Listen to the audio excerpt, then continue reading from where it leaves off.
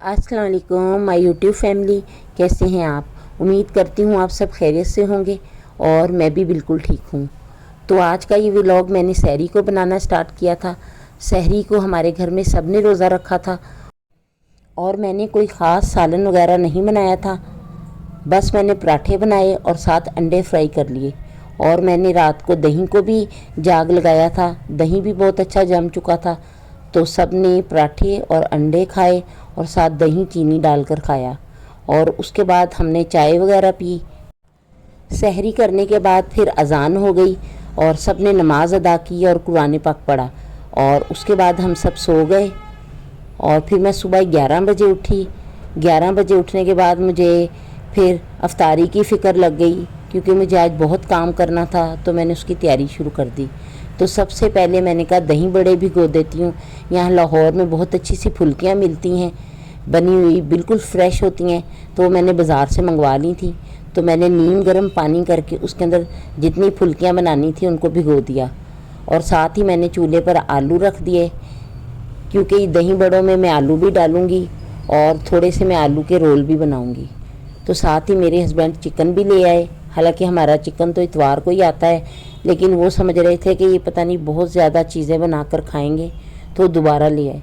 तो आधा घंटा लग गया मुझे चिकन धोने में। तो उसके बाद मेरी फुल्कियाँ अच्छी तरीके से फूल गई थी। फुल्कियाँ जब फूल गई सारी, तो मैंने इनका पानी रिमूव कर दिया और पानी को मैंने अच्छे तरीके से हाथों से दबा दबा कर निकाल दिया। और अब मैं इनके दही बड़े तैयार करूँगी। तो फिर मैंने एक बॉल लेकर उसके अंदर ये सारी फुल्कियाँ डाल दी हैं और सारी चीज़ें मैंने तैयार करके इनके पास रख ली हैं। मैंने आलूओं के बारीक बारीक पीसेस कर लिए हैं और वो भी इसमें डाल दिए हैं। और साथ ही मैंने बारीक टमाटर काट लिए थे और टमाटर भी इसके अंदर डाल दिए हैं। और फिर मैंने एक प्याज काट लिया था बारीक सा और उसको अच्छे तरीके से धो लिया था। और धोने के बाद वो भी मैंने इसके अंदर डाल दिया है। और मैंने चने उबाल कर फ्रिज में पैकेट्स बना कर रखे हुए हैं, वो भी मैंने एक पैकेट निकाल कर इसके अंदर डाल दिया है। और थोड़ा सा पुदीना बारीक बारीक काट कर इसमें डाला है। पुदीना दही बड़े में बहुत ही मज़े का लगता है, तो ये ज़रूर डालिएगा, क्योंकि इससे दही बड़े बहुत अच्छे बनते हैं।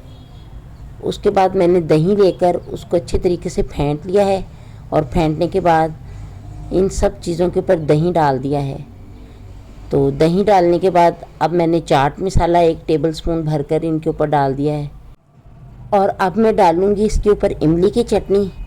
इमली की चटनी के साथ इनका टेस्ट बहुत ही अच्छा लगता है। और अगर आपने इमली की ये वाली चटनी की रेसिपी देखनी होगी तो मेरे चैनल में मौजूद है। तो चलें अब मैं बनाऊँगी chicken potato roll bread crumbs डालकर। तो इसके लिए मैंने 2 आलू ले लिए हैं उबले हुए और उनको अच्छे तरीके से छील कर उनके पीसीस कर लिए हैं। और मैं इनको अच्छे तरीके से पीस लूँगी। जब ये आलू अच्छे तरीके से पिस जाएंगे, तो फिर मैं इसके अंदर डालूँगी 1 कप भरा हुआ उबला हुआ चिकन श्रेडर किया हुआ। ये मैंने पहले ही उबाल कर श्रेडर करके रख लिया था। और साथ ही मैंने 1 कप इसके अंदर ब्रेड क्रम्स डाल दिए हैं। जब आप इतना सारा सामान डालेंगे तो थोड़े से सामान के साथ आपके काफ़ी ज़्यादा रोल तैयार हो जाएंगे।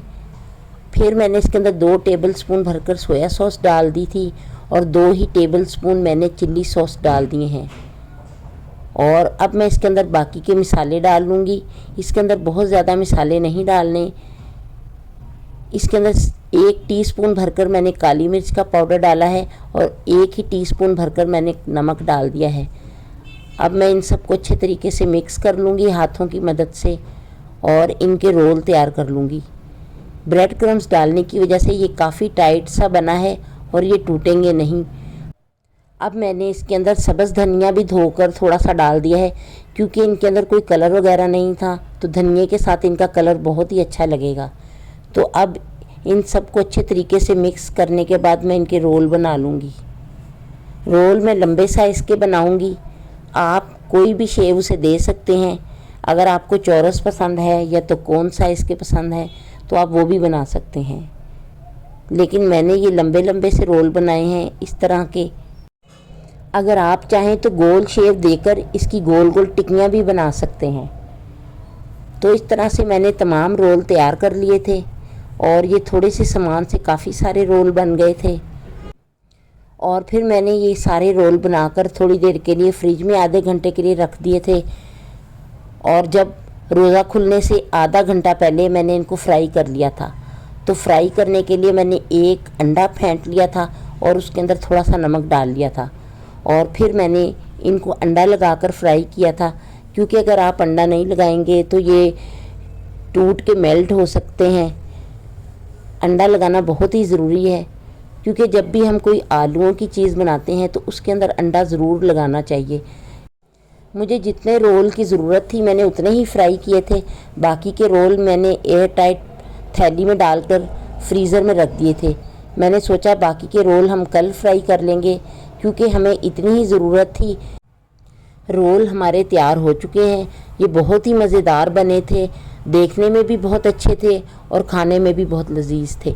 और इसके बाद मैंने चिकन पुलाव की तैयारी शुरू कर दी, क्योंकि हमारे घर में सब अफ्तारी के बाद चावल खाते हैं, रोटी खाने को बिल्कुल दिल नहीं करता।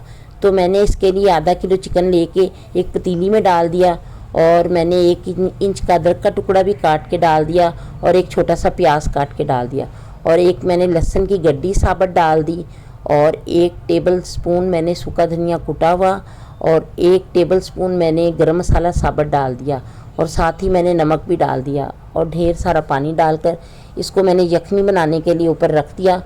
अब इसके बाद मैंने फिर चावल भिगो दिए थे। चावल मैंने आधा किलो भिगोए नीम गर्म पानी में और फिर मैंने चिकन का मसाला तैयार कर लिया।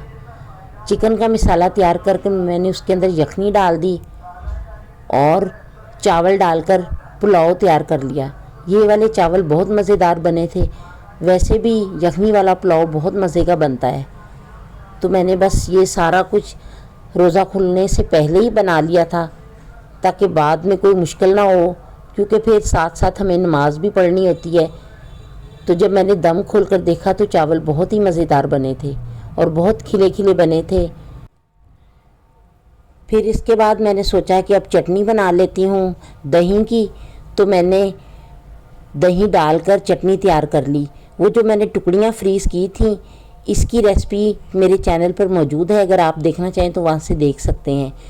और इसके बाद मैंने पकौड़ों की तैयारी शुरू कर दी। पकौड़ों के लिए मैंने बंद गोभी, आलू और प्याज को बारीक बारीक काट लिया था और उसमें ढेर सारी हरी मिर्चें भी डाल दी और ढेर सारा सब्ज़ धनिया डाल दिया और 1 टेबल स्पून भर के सूखा धनिया साबुत डाला, नमक डाला और सुरख मिर्च डाली और थोड़ा सा मैंने मीठा सोडा भी इसके अंदर डाल दिया।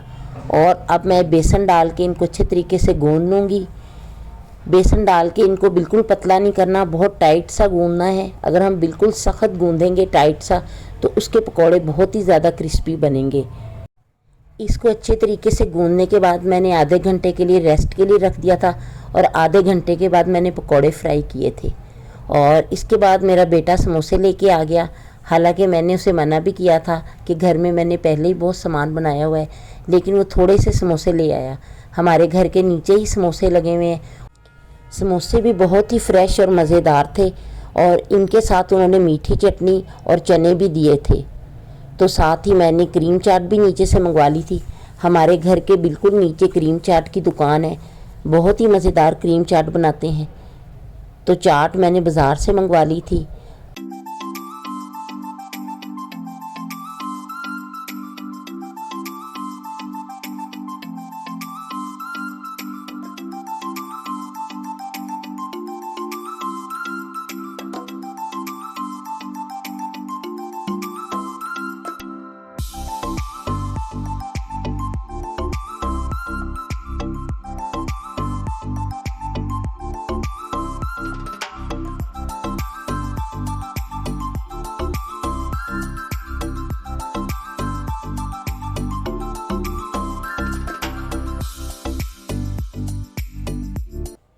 जब मैंने सारी तैयारी मुकम्मल कर ली तो मैंने सोचा अब थोड़े से स्प्रिंग रोल भी फ्राई कर लेते हैं।